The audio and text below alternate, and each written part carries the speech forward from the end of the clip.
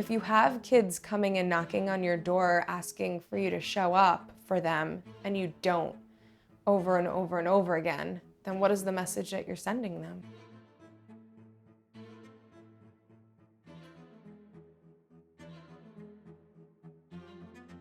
I know that there's schools out there that definitely have menstruation products in bathrooms, but our school is not one of them, and it hasn't been for a long time. I think when there was, they were even empty.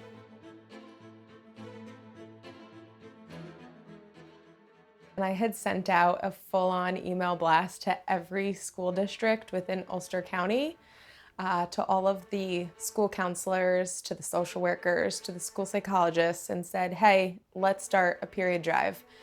I didn't get a single response from anyone, and that infuriated me.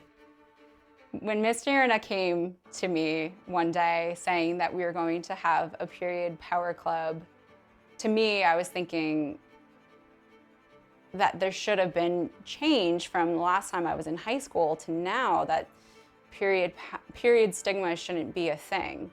But then as I was doing research and as I was looking up websites, and I couldn't believe the fact that there was so much period stigma still in today's world in 2021, 2022 now. This is the basket of goodies. It's full of all kinds of different period products, just different things that anyone might need or want during their cycle. As you're doing this, talk about how you've never used Yes. a tampon. Okay. So basically, I've never used a tampon before, so this is going to be an experience of me first opening one, because I'm very scared of them. Like, I don't know how to do it whatsoever. I've never opened one, so. And uncomfortable. And you open it on this side. The products that the schools get for free are awful, and I like to say somewhat barbaric, because cardboard is really uncomfortable. And I remember the first time I ever put a tampon in me and it was cardboard, I felt like it was cutting myself up, and it was torture, and I never used a tampon after that. This is the one that the school provides for us. It feels crunchy. When surveying our students, we realized a lot of our students didn't have access to period products. And some don't come to school because they don't have access to those products. It's impacting not just their grades, but their mental health. Everyone's kind of avoiding it until they're forced to, and they're kind of pushing it to the side, saying that it's something that people who menstruate can deal with on their own. And that's just gonna lead up to you bleeding in class, all over your pants. It's extremely embarrassing situation to be in.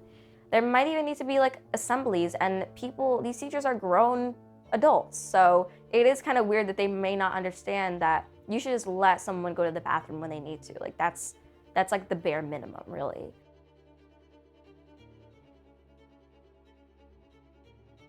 And we found that we're like not alone. We linked up with period.org, which is a global organization. Getting their support and their backing, we've become the first chapter in Ulster County to really be able to advocate for our students. We shouldn't have to hide about our bodies, nor should we make it be this embarrassing topic and this taboo thing to discuss.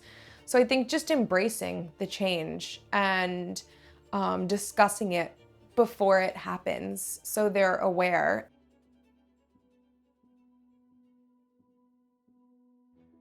I was in 4th grade when I got my first period. I was around 9 years old. I was living with my dad at the time. I was really scared. I thought I was dying. I thought I had cancer or something was wrong with me and that my whole body was just failing. I had no support system, no education. I felt ashamed and I couldn't really express my emotions to anyone. I had no teachers, no one really there. Most of my teachers were males. So I just felt like if I told anyone, it was shameful and that I had to hide it. As a parent, I think it's really important to embrace like this change of body. there's hair growing down there and you smell and you need to shower, and having all of these conversations with your young child is really important. And so when their period comes, it's not like this embarrassing thing that's happened to them, and it's something that you're in a journey with them. You need to be a part of that journey so your kids are really comfortable in coming to talk to you about it.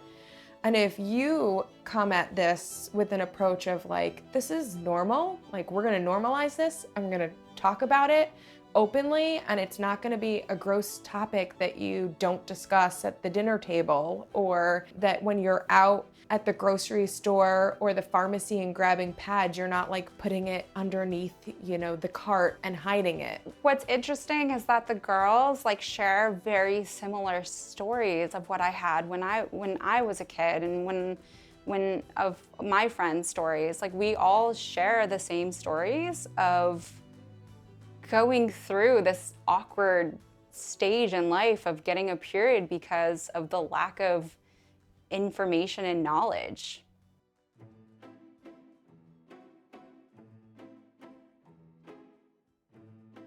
I learned about what a period was in like 6th grade, I'm pretty sure. They separated the boys and the girls between the gym classes. It was one period, and they just gave us a little lesson about like the vagina and what a period is basically, and that was really it. So Did you get that gym class education eventually? I don't know. I never got it. It didn't happen at my school.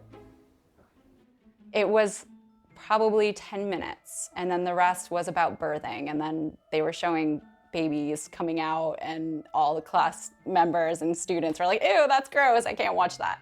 But I think it was like just a brushing of 10 minutes about periods, and that was it.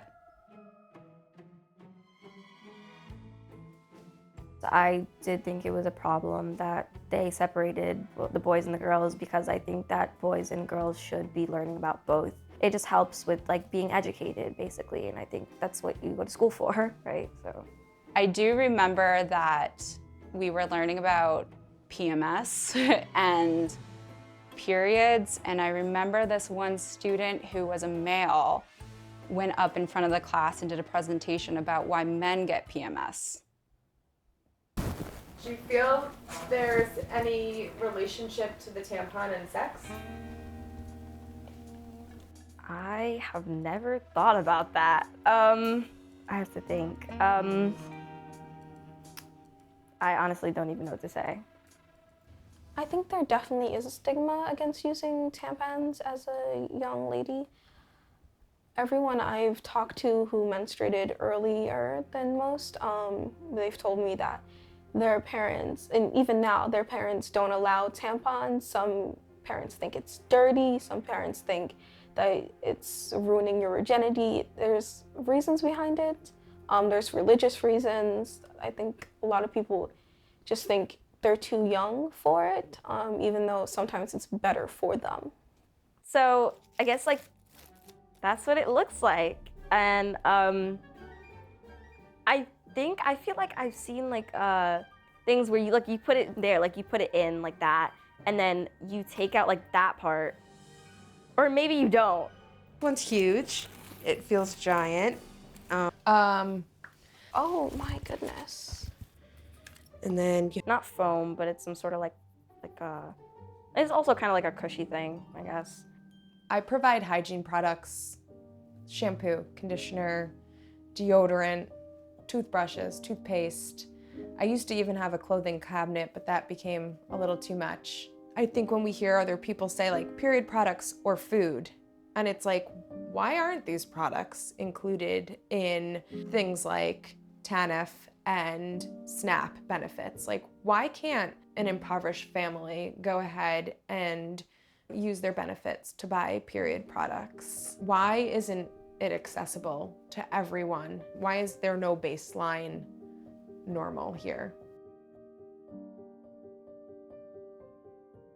Coming from a family of a single mom with 4 kids, trying to support her kids she was cleaning off to the side, and that was the whole reason why I didn't want to tell her that I had my period, because I was nervous that she was going to have to buy period products, and that was the expense out of her paycheck. So I can only imagine in families who, at the end of the day, have two options, and one being buying period products for their child, or on the other hand, save that money and buy food for the table and for the children. I don't buy the tampons, so that's not that much, but pads are super expensive. And I've had to go shopping with my mom before, and they're just get more expensive every single time we go there.